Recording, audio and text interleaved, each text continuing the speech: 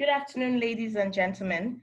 I am Mamu Koloko, and on behalf of the board and management of the Africa Institute for Leadership and Public Administration, I would like to welcome you to this webinar on governance and civic engagement in the times of COVID-19 pandemic and beyond.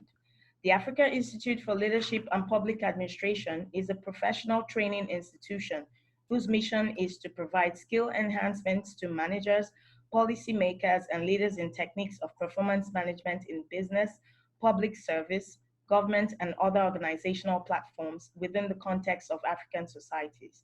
Our ultimate goal is raising performance standards throughout the continent. With this webinar, we'll gain in-depth knowledge of how the pandemic will change governance specifically in Nigeria. To assure this, we are privileged to have with us today someone who has worked in government for 4 years at the intersection of policy, communications, and digital civic engagement to facilitate this session. Our speaker works as a special assistant to President Buhari of Nigeria on digital and new media. Before then, he was a strategic communications advisor to Nigeria's Minister of Industry, Trade and Investment. He has previously worked as features editor and editorial board member at Next Newspaper, West Africa, editor for the Africa Report, and a contributor to the New York Times, Financial Times, UK Guardian, and others. He is a two-time winner of the CNN MultiChoice African Journalism Awards, a 2015 New Media Fellow of the US State Department's International Visitor, and a 2013 Bellagio Foundation Fellow. Ladies and gentlemen, please join me in giving a warm welcome to our speaker, Mr. Tolu Ogunlesi. Thank you. Over to you, Tolu. Thank you. Thank you for having me. Thank you to the Africa Institute for Leadership in Public Administration for this opportunity to engage. So my topic, governance civic engagement in a time of COVID-19 and beyond.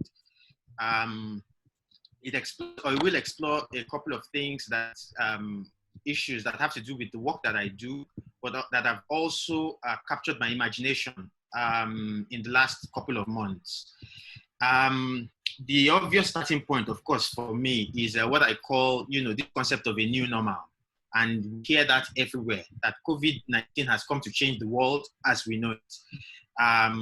Flights, airports, flights, socializing, all of that stuff has changed. We have no idea if this new normal is here to stay permanently or if we're going to go back to the old ways. But what we know is that we are no longer seeing things the way we used to see them before. So I'm here to talk about how this new normal is affecting government and governance and civic engagement and engagement between government and the people. So talking about this new normal and governance, COVID-19 is forcing difficult decisions. Tough decisions are being made. So we know companies are having to ponder their future. Do we really follow people? Do we lay people off? Do we cut costs? All that. From the point of view of government, we're seeing similar tough decisions that are being taken. So, for example, in the last few weeks, we've seen fuel subsidies, removal of fuel subsidies, and the introduction of a new price modulation mechanism, as the government has chosen to call it. Which says that on the first of each month you will get a band of pricing. These are conversations that have been ongoing for years. Now, with the combination of COVID-19 and the fuel and the price of oil globally, which of course is tied to the reduced demand from the pandemic, we're seeing, so the fuel subsidy decision has been taken. We're seeing some level of FX reforms, even by the CBN. We're seeing a unification or an abolition of multiple exchange rates. It's still, that journey is not over yet, but we are seeing those things that I guess people were not, it was a lot, it would have needed a lot more political will to do before now. Even in terms of communication, we are seeing governments forced to communicate a lot more. So for those who watch the daily PTF, the Presidential Task Force briefing, you will see it's daily. The PTF does an hour and a half explaining, taking questions from the public, from journalists, from the public, explaining exactly what the government is doing about COVID-19. I'm not sure, I can't remember the last time we had this kind of daily public engagement, like this. So those are some of the ways I think in which we're seeing some of these tough decisions and some of things that are changing. Now, COVID-19, this pandemic is also exposing governments in a way that I guess, has not happened perhaps in a while or even ever before. The fact that we have the pandemic now in, I think at last count, 34 or 35 Nigerian states. So this a similar condition, a similar pandemic, the same pandemic in 34, 35 states and the FCT, it allows us to judge how state governments, for example, to judge and compare how state governments are responding to the pandemic. When the Ebola pandemic hit in 2014, because it was only in about 2 states, I think it was just Lagos and Rivers had issues at confirmed cases at the time. That was a limited, there was a limited platform for assessing comparatively how states would behave or react. Now that you have it in almost all the states in the country, it's easy to see and to compare how states are doing, and you can see places like Lagos doing, excellent and an excellent job, a lot of, publicly acknowledged excellent work. But we've seen other states, we've seen how other states have also, some other states have completely bungled it. We've seen states that have asked, that have claimed or alleged that their numbers were being inflated. We've seen that in more than one state where states have come out to denounce official announcements of positive numbers. So this for me is quite interesting to watch how this is bringing governance to the fore in very naked terms. Like, so these are all elected state governors, elected in the same way, with the same governance systems and all that. But you can see levels of capacity are obviously not the same. You can see how, even commissioners of health in various states, how they, capacity point of view. We've seen the excellent work in Lagos State. Again, I think Lagos has become a benchmark, even though Lagos is also the epicenter and the ground zero of this pandemic. But you've also seen how, the Lagos State Commissioner for Health, and it's not particularly surprising because he happens to be a biosafety and epidemiology expert.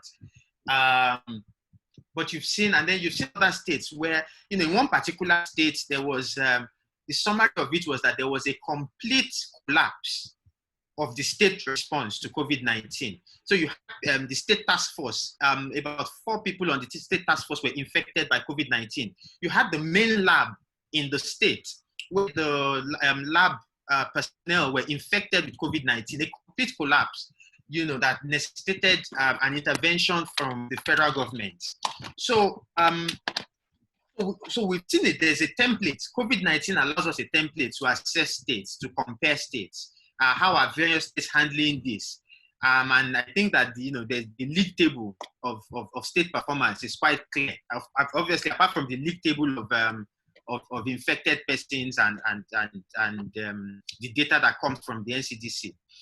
A second point, important point, is the importance of coordination and synergy at so on 2 levels: one within government, and then even 2 between government, the government and the governed. So, after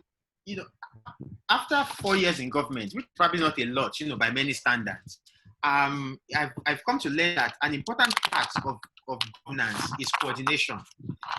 There are multiple agencies. So if you look at the COVID-19 pandemic, there are multiple government agencies at federal and state levels involved. It is the biggest success factor, I think, is in how well those agencies and governments are able to coordinate themselves. You have, so at the federal level alone, you have the NCDC, you have the National Primary Healthcare Development Agency, you have, from a communications point of view and in public engagement, you have the National Orientation Agency, you have the NCDC itself has multiple, they set up emergency operations committee centers, state level, which pull everybody together. And so there's this very difficult balancing task that has to be done. But without it, you cannot see any head. Without it, you cannot see any forward movement. So that importance of coordination and synergy has come to the fore.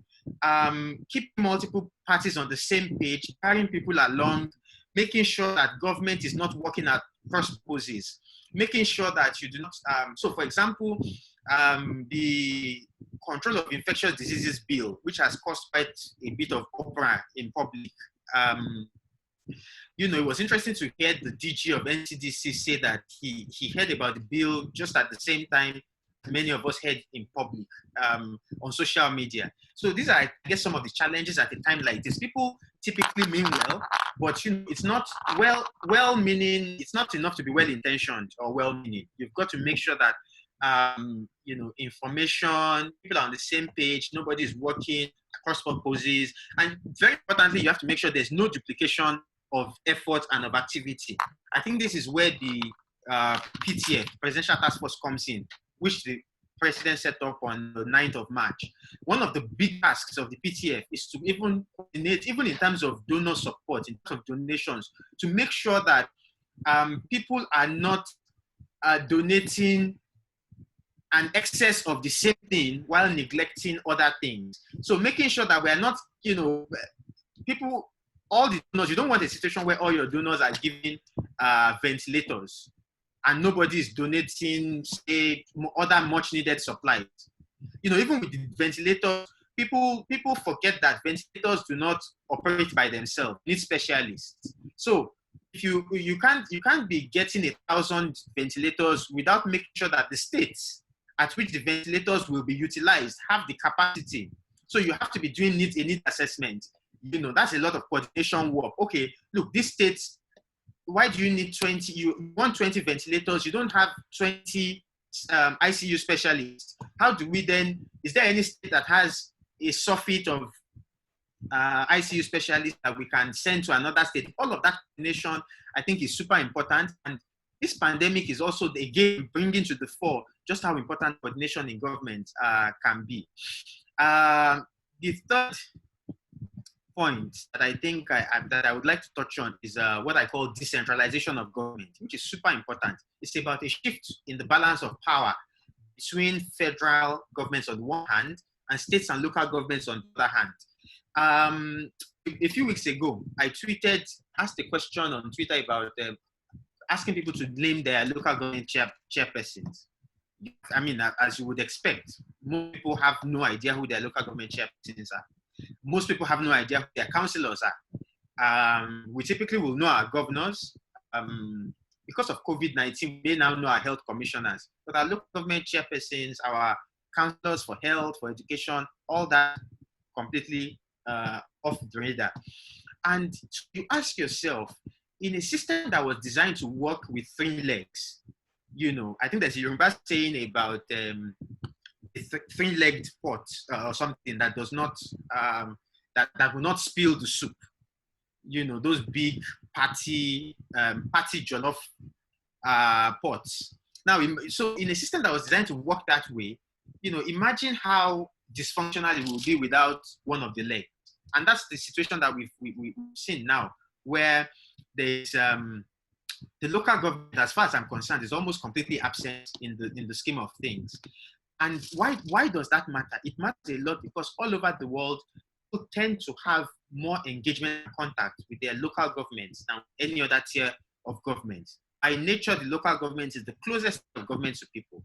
So in the US, you have local governments, the local government level, which will be sort of your municipalities and your counties and your municipalities. you have them in charge of a whole lot of stuff, even including police and fire functions, housing services, emergency medical services tend to be in the US, a local government function. Because of course, it only makes sense that emergency medical services are, by their nature, they're emergency services. So you need to be as close to the people as possible. You can't coordinate that at state level, and definitely not at national level, So municipal courts, so even for like justice, the justice system here, and that would be sort of your magistrate system of courts. A lot of protection is actually at local government level. So, but when all of this is absent, then in a pandemic time like this, it becomes all the more obvious. Look at the issue of palliatives. There's a limit to which a national government can, I believe, and I guess people are, this is open to debate, but I believe there's a limit to which national governments and even state governments can coordinate a palliative distribution plan.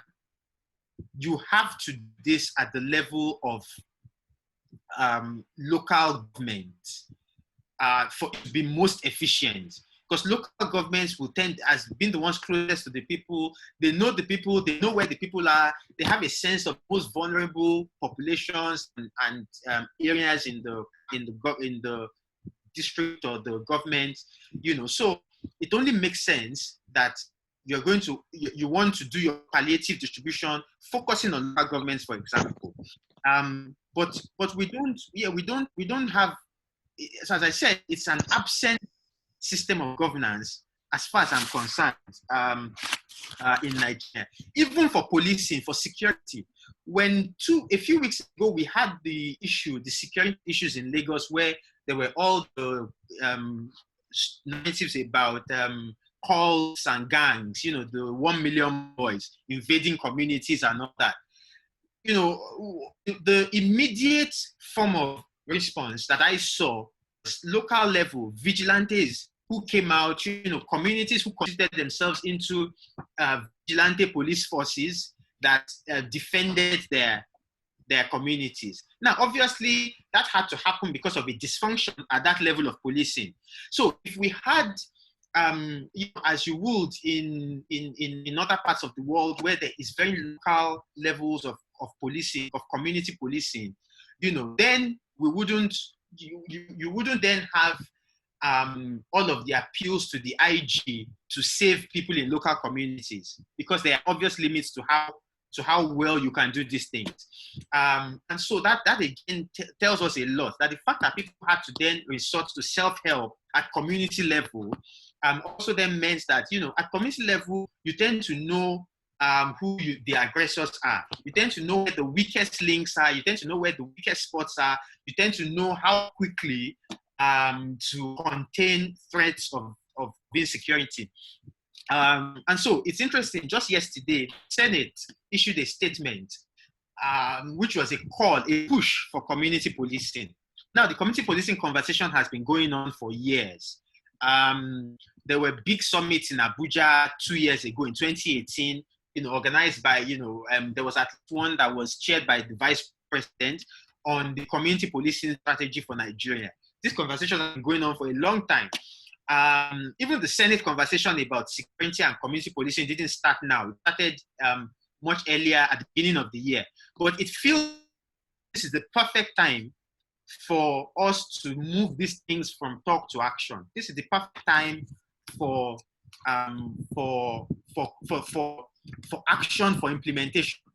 We've talked for so long, been talking for so long, and now with this pandemic, this is the perfect time. We've seen how much of there's a direct connection actually between this pandemic and security. You find what we're finding happening now is a lot of movement between one community to another, one state to another, one zone to another. So if you look at the cases, the confirmed cases of COVID-19, increasingly what you are seeing is that you are seeing that the people who are confirmed a good number of confirmed positive cases are not actually from the local community.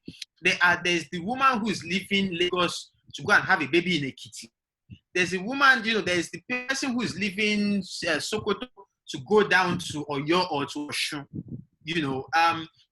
Look, the best form of policing obviously is local communities with what we're seeing with the pandemic, because within a local community, at community level, you can know who is new to the community. When government attempts to institute lockdown and says there is a ban interstate travel, that's very difficult to do from Abuja.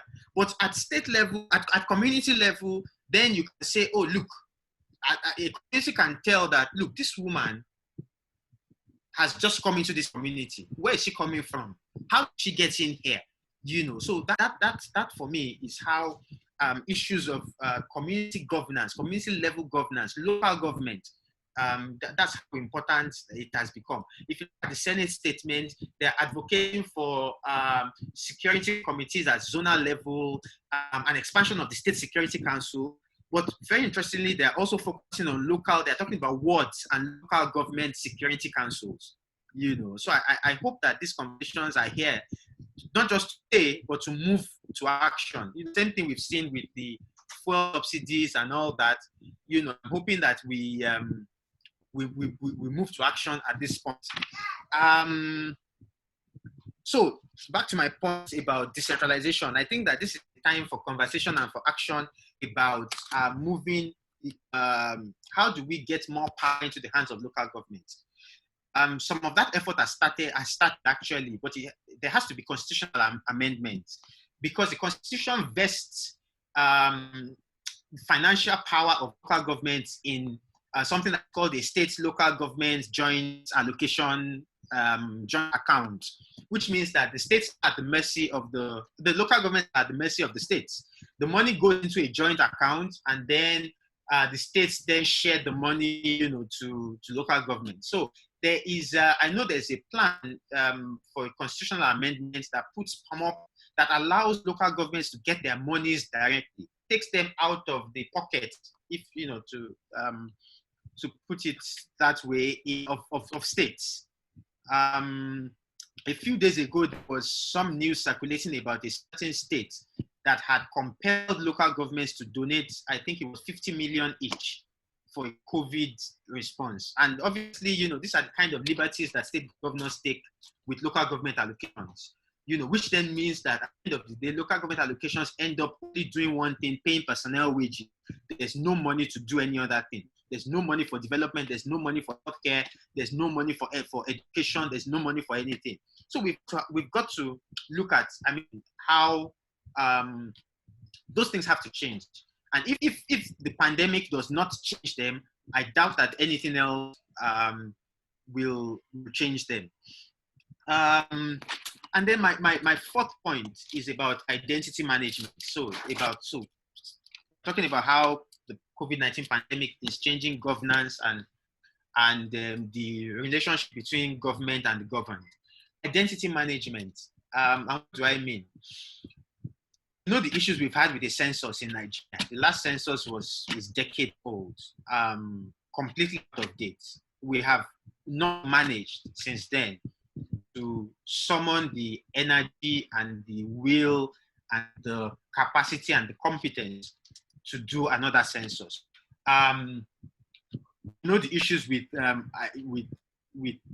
citizen databases in Nigeria. There's nobody with even the ID card, national identity cards. This has gone on since the mid 2000s. Today, many people still don't have national identity cards. You have fragmented databases, INEC, driver's licenses. You have BVN that is from the banking sector. You have all of that stuff. A confusing hodgepodge of databases. Now, it occurred to me. It was when the conversation about palliative started that it came to the fore just how unprepared we are as a nation to cater to the welfare of citizens. because there was all the debate about, so how do you get palliatives out to people? How do you, how do you get palliative, whether it's in cash or in kind, into the hands of the people who most need them? You have efforts like the Lagos State Residents Registration Agency, LASRA, which which did some decent work actually. They were able to get text messages out to the elderly, for example, the physically challenged and all that. I mean, the database is not yet, it's still work in progress, obviously, but you have that at Lagos State level. At the national level, you have a decent effort in the National Social Register, which at the time the pandemic started, there were 2.6 million households that have been compiled into this National Social Register. Which is a state-based register of the poor and vulnerable households in Nigeria. But when you look at the numbers, 2.6 million and we're talking about tens of millions of potentially vulnerable households. There's still a long way to go. So it just means that we have got to do a lot more work in terms of identity management, knowing all our people, knowing who they are, where they are, what they do, where they fall in terms of income or consumption and all that. So data, statistics, identity management. Of course, there are the issues with data privacy and all that, but that for this conversation, I mean, that should be a given, that we're building databases, then we have to be thinking about data security and all that. For the purposes of this conversation, what I think is important is the fact that we need to know who Nigerians are. Where are they? What are their needs? Even the very concept of poverty, who are the people who need food? Who are the people who need more than food? So there are all of these things. That's not to say nothing is happening at all. If you look at the NIMC, the Identity Management Commission, they have managed to grow their database significantly over the last few years. And they've been able to do this by harmonizing existing databases. So part of the actual work at this point is not even collecting new data, but even just harmonizing existing data. You're harmonizing FRSC data, INEC data, and all of the other people government agencies that hold our data. NIMC has been able to do some decent work harmonizing that data. So their database has gone up significantly. But we need to do a lot more work. There were all the debates about, pay people with BVNs, but obviously, paying people with BVNs, it doesn't sound like an efficient or sensible way of doing things. But in a place where there are no other systems for knowing who is who, those are the kind of issues that we are going to have to deal with. In the US, in other places, people who are entitled to checks or to payments get them almost without having to do anything, because government knows who needs palliatives, who needs incentives, and to what extent. We have to get to that place.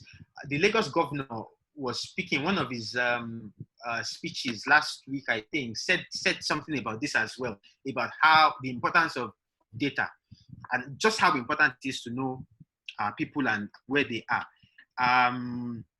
And it's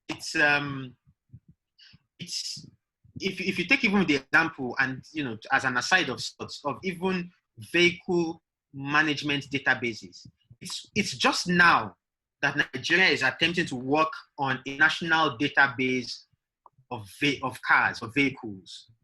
At the moment, vehicle databases are state-based. So you have a few states that have done, Lagos has a pretty decent vehicle management database.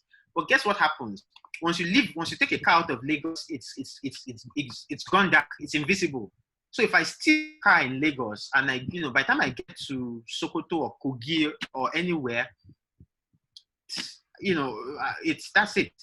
And the vehicle database in Nigeria at the moment is actually based on license plates, which means that as soon as I change the license plate, that's it. I move out of Lagos State, it's gone.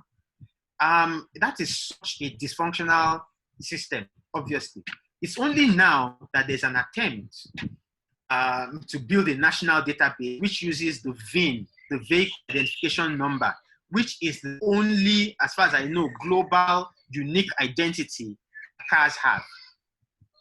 For people who've bought cars, who've bought cars from the US and had them shipped into Nigeria, we're all familiar with the VIN. You go online, the VIN is unique to a vehicle, and you can search, you can get the accident history, you can get the ownership, you can get all that stuff. If you steal a car, anywhere in the world with the VIN, you can identify it. These are basic stuff that we need to be, that Nigeria needs to be implementing. And now, there's no better time than now, when we need to distribute palliatives, when we need to know about people, when we need to find, even to know where our people are. And I'm not talking about illegal surveillance methods at this time, but being able to know who's who. I saw a tweet yesterday where someone was complaining about the fact that, so we're planning to evacuate, the Nigerian government is planning to evacuate Nigerians in the UK and the US, all over the world actually, same way the other countries have been doing. And somebody complained about how Nigerians in the UK have been asked to pay in advance for their flights, because countries asking their citizens that, look, you've got to pay for this flight. And having a conversation with some people and saying, well, it's hard to blame governments, because look, you know what will happen if you ask people to fly down here and then pay when they're here. People could easily vanish and you would never be able to find them. In other places, it's a lot easier. In a place, I guess, like the US, to say, look, you've got, you can pay, you can pay later. Without citizen identity management or database that allows you to know who is who, that allows you, and it boils down to even being able to give people fines that are not on the spot. So which is why when last mile the police catch you for something, they are going to hold you and insist on you going to the bank before you collect your ticket, before you collect your car back. Elsewhere in the world, this is not the situation. You get a ticket emailed to you. It's you know it's your obligation to pay, because if you don't pay, the government knows how to get you. So all of these things, just at this there's no better time actually than now. So for me, I think these are issues that just show for me how much government and governance has got to adapt to these new times, to the new normal. Obviously, the other side of it is the public. It's government and the public. And I think that public citizen responsibilities are also being highlighted at this time. That look, government alone cannot save us from COVID-19. And if you look at what happened on Monday, when it felt like the entire Lagos poured out into the banks with minimal regard for physical distancing and all that, for me, the big lesson from that was that earlier on I spoke about coordination and synergy and all that. Government and people have got to be on the same page. Nothing the government can do to save a people who are bent on destroying themselves from themselves. So government can do as much enforcement as it can and all that. But if people themselves, if citizens don't choose to be sensible and to be disciplined and to understand and to see the bigger picture, there's very little we're going to be doing as any government can do to save the people from themselves. And even governments all over the world are seeing this. In the US, you are seeing all protests about, let's go out, we want to get haircuts and all that. And there's the whole debate over freedom of movement and all that stuff. Look, so it just tells you that there are limits to how government force people. So people themselves, citizens have got to be sensible. So at the end of the day, I think that as my time comes to an end, we'll go into questions after this. I think that it's super important to start to think about, from the point of view of government and point of view of the public, of citizens, how these times are changing the relationship between the two parties. And then, just finally, I was asking again on Twitter. So if you've heard me talk about Twitter, you know that I spend a lot of my time there. You know, it's a big part of my work. And I was asking how even public protests, how will physical distancing affect? You know, even civic engagement, even public engagement, accountability, holding government to account. You know, Occupy Nigeria or the, you know, and all of that stuff. If they were to happen again at the age of physical distancing, you know, how will that affect the questions that probably we have to answer? How are people still going to be able to come out in those large numbers, you know, or are people going to have to then take advantage of more digital tools and technology? So on that note, I will stop, and I guess there will be people with questions, and then we can have a conversation from now. Thank you. Thank you so much, Tolu Ogunlesi. So we'll have 15 minutes for questions and answer session. So you can start typing your questions where necessary. Questions will be picked at random for speaker to answer. Unfortunately, we'll not be able to take all questions live. Only relevant questions will be sent to the speaker, Tolu Ogunlesi, as soon as he can. So he will respond as soon as he can. Thank you. You can indicate by raising your hands if you have any questions, or you can also write your questions down.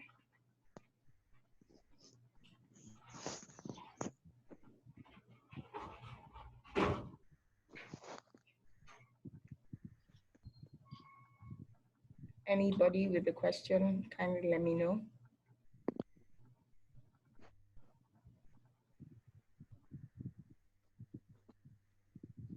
Hello. Hello. Hello. Hello. Hi. Hi. Yes. Hi. Hello.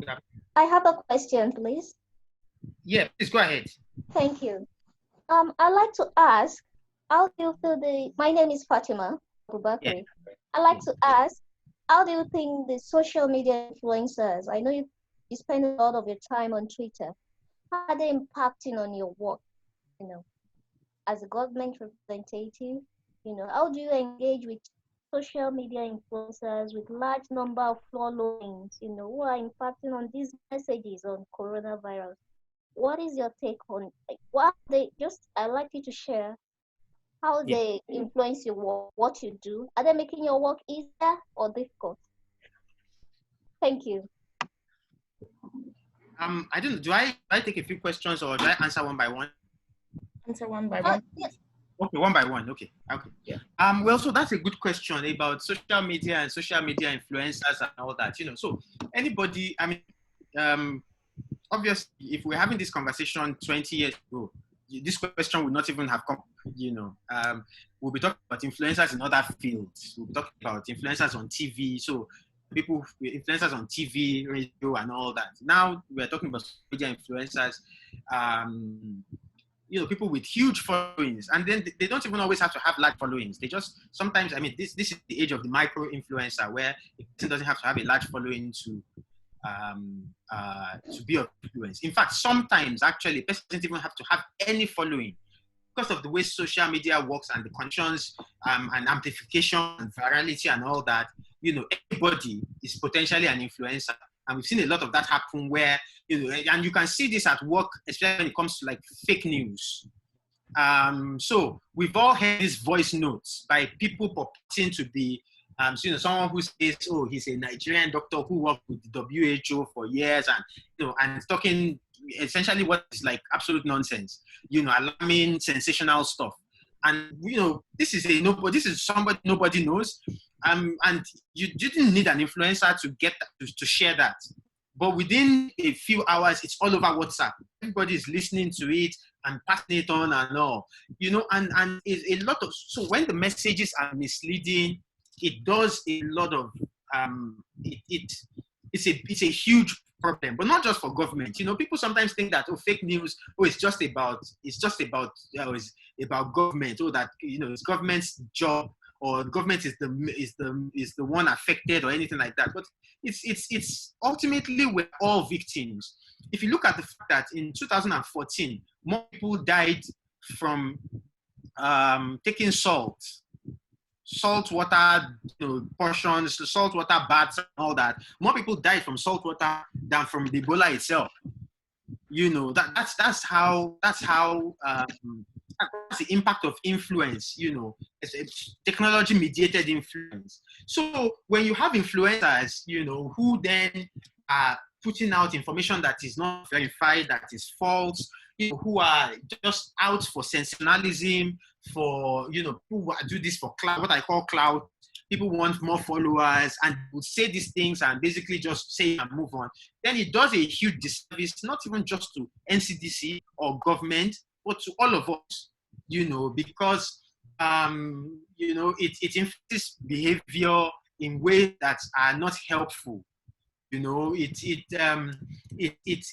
unduly alarms people, pushes them into behaviors that are harmful to them and to other people and all that. When you have influencers acting in ways that stigmatize COVID-19 patients, for example, and all that, these things they affect all of us. So it's not easy at all. And this is where I think what I said, the last thing I said about how citizens also have responsibilities as citizens. This is where influencers themselves, without being consulted by government, without being asked by governments to do anything, influencers have a duty, I think, especially at times like this of national health emergencies. They have a duty to come out and to use their platforms, push and to amplify authentic information. And it's easy to get authentic information.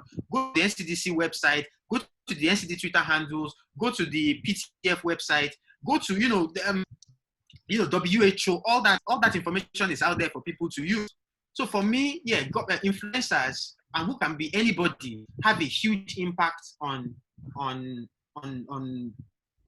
all of us, on government, because also for government it's a big distraction. When the time you are spending fighting fake news is time you could be spending doing governance. So that's the way in which it affects government. So I think that there's a huge responsibility on all influencers to use their platforms in the most responsible ways to amplify what the health authorities are saying. Thank you. Thank you very much. Thank you for that. This was insightful. Thank you. No question. Hello? Yes. Hello? Yeah. Yes. Afternoon. Yes. I can hear you. Good afternoon.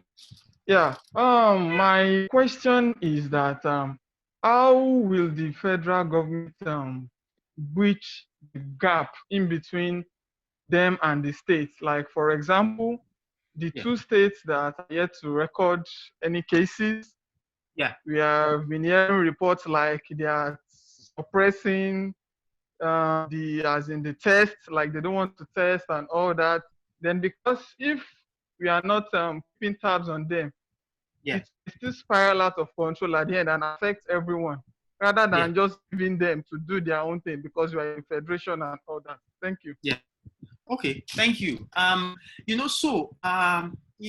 There's a very fine balance in with this COVID-19 pandemic between states and federal governments.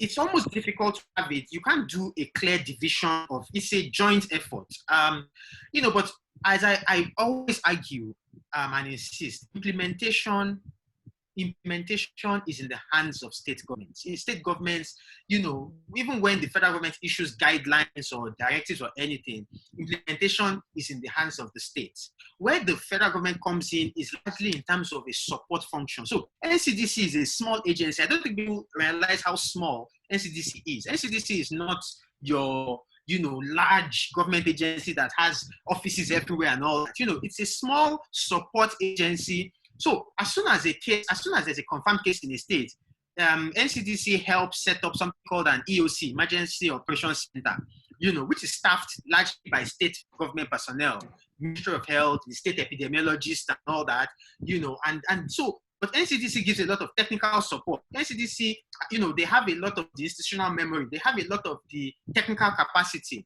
NCDC is the one that activates labs in the states. NCDC doesn't own the labs, but they go out there to help activate the labs, the test, so it's a lot of support function.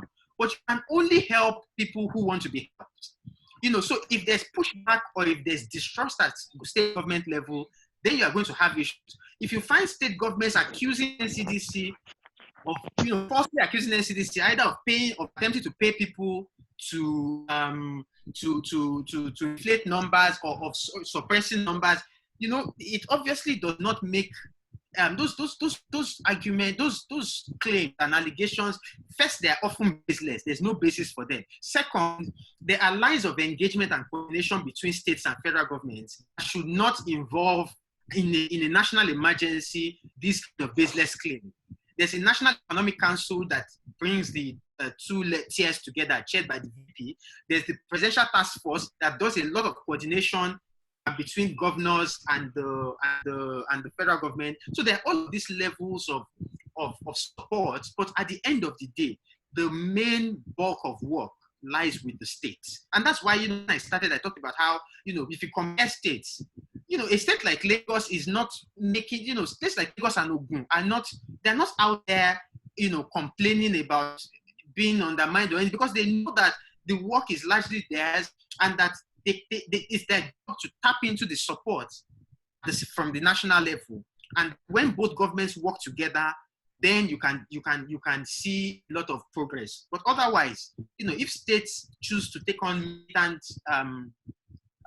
stances, it's counterproductive. Even with the numbers, telephone numbers to call for if you want to report something about COVID-19.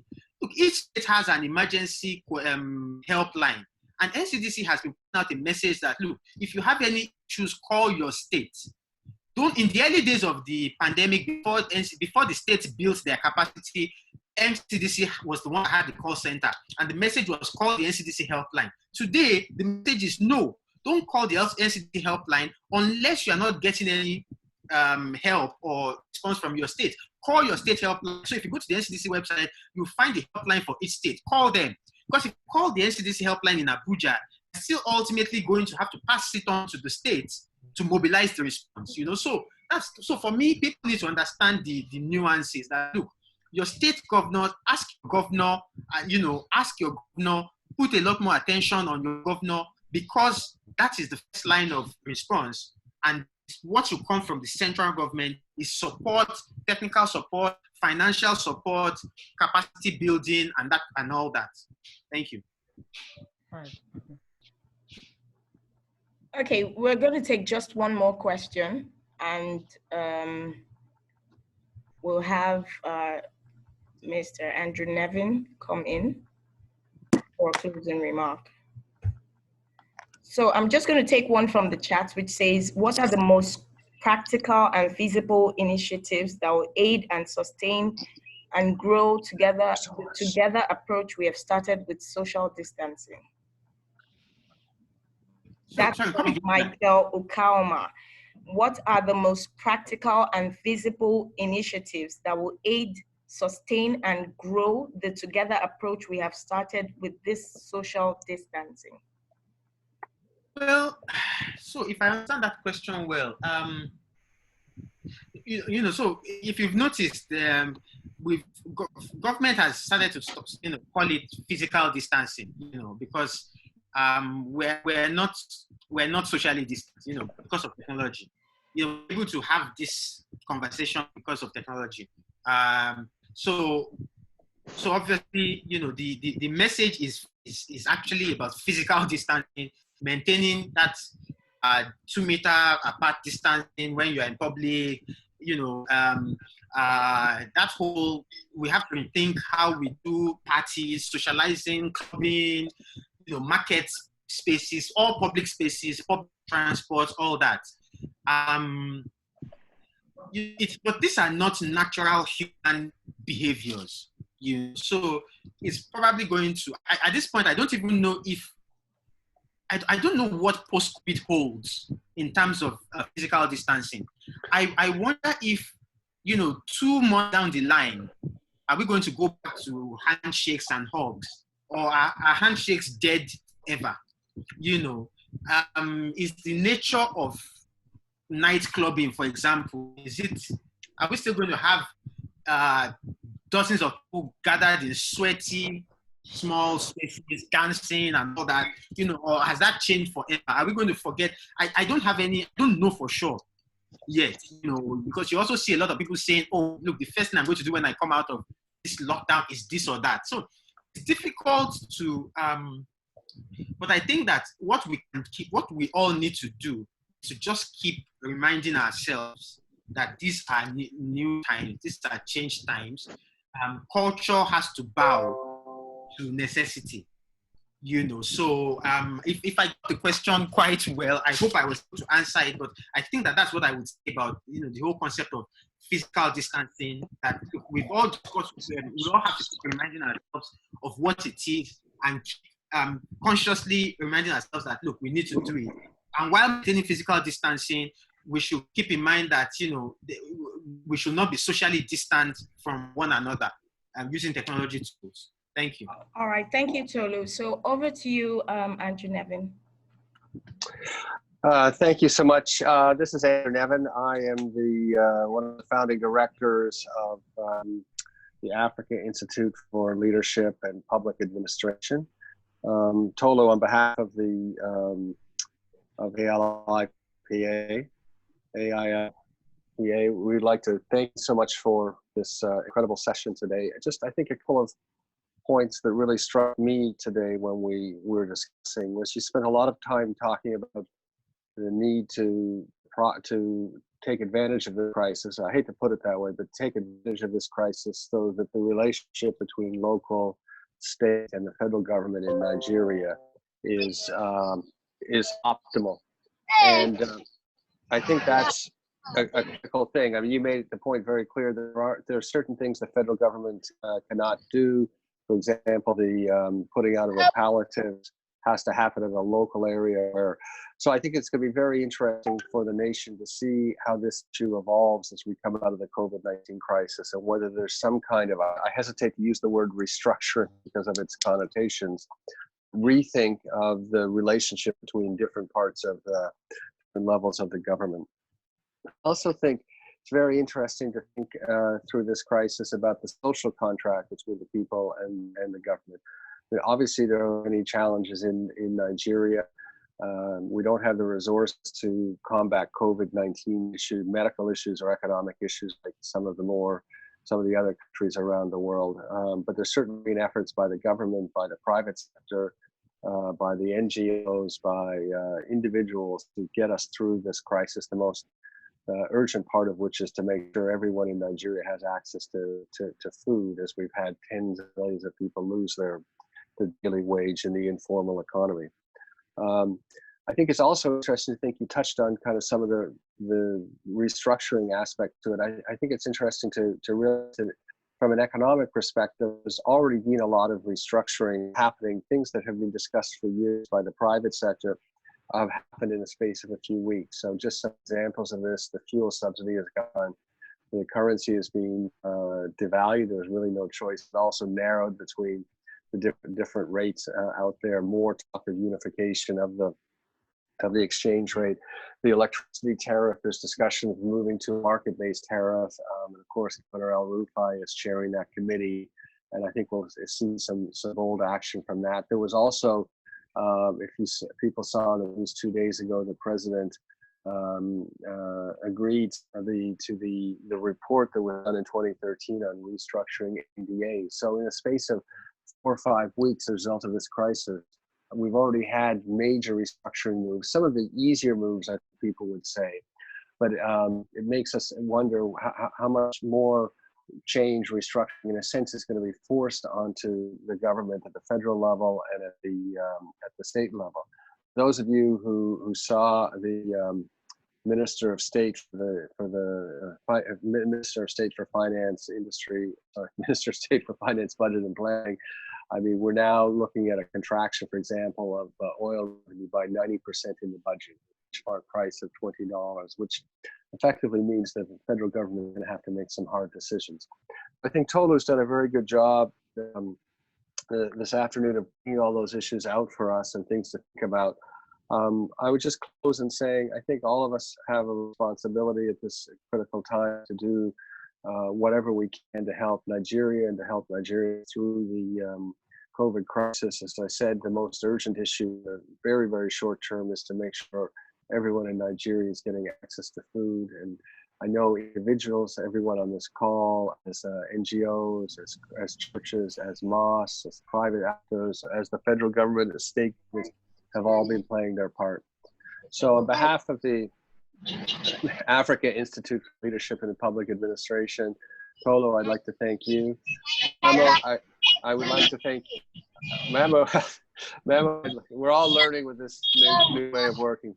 But Memo, I'd like to thank you for your excellent moderation today, as always, and everyone on the call. Many of you who I know, see your names up there. I really want to thank you for taking your time out of your busy day, and please do whatever you can to get us through this crisis as safely and as economically viable as possible. God bless Nigeria. Thank you very much, Andrew Nevin, and to Tolu Ogunlesi, thank you as well for that very valuable insight. We truly appreciate you for this.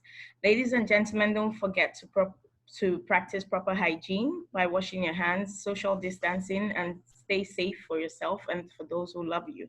You can visit our website for more information about us and our upcoming events at www.ailpa.org. www.ailpa.org. Thank you very much. Bye. Thank you. Bye.